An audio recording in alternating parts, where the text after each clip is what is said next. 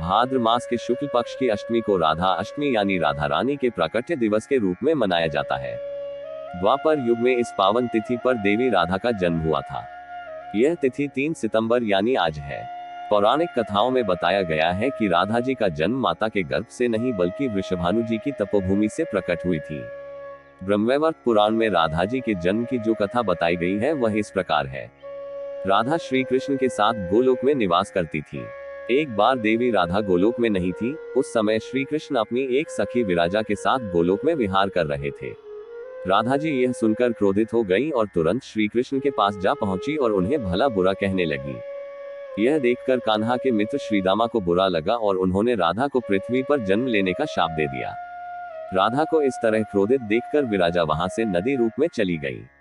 इस शाप के बाद राधा ने श्रीदामा को राक्षस कुल में जन्म लेने का शाप दे दिया। देवी राधा के शाप के कारण ही श्रीदामा ने शंखचूड़ राक्षस के रूप में जन्म लिया। वही राक्षस जो भगवान विष्णु का अनन्य भक्त बना और देवी राधा ने वृषभानु जी की पुत्री के रूप में पृथ्वी पर जन्म लिया। लेकिन राधा वृषभानु जी की पत्नी देवी कीर्ति के गर्भ से नहीं जन्मी। जब श्रीदामा और राधा ने एक दूसरे को शाप दिया तब श्री कृष्ण ने राधा से कहा कि आपको पृथ्वी पर देवी कीर्ति और वृषभानु जी की पुत्री के रूप में रहना है।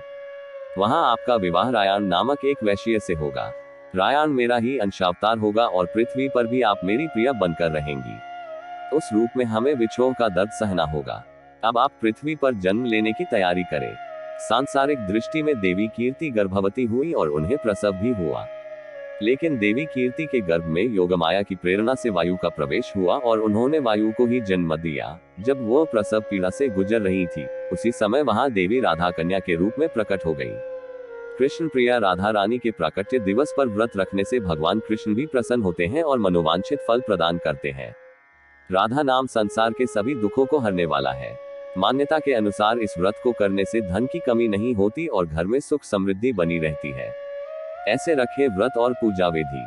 सुबह सुबह स्नान आदि से निवृत्त होकर सूर्य देवता को जल अर्पित करें। इसके बाद मंडप के नीचे मंडल बनाकर उसके मध्य भाग में मिट्टी या तांबे का कलश स्थापित करें। अब इस पात्र पर वस्त्रों से सुसज्जित राधा जी की मूर्ति स्थापित करें। इसके बाद राधा जी की 16 उपचार से पूजा करें। राधा जी की पूजा मध्याह्न के वक्त की जाती है। पूजन के बाद उपवास करें और एक समय भोजन करें। अगले दिन श्रद्धानुसार सुहागिन स्त्रियों और ब्राह्मणों को भोजन कराएं और दक्षिणा दें। उसके बाद स्वयं भी प्रसाद के रूप में भोजन करें।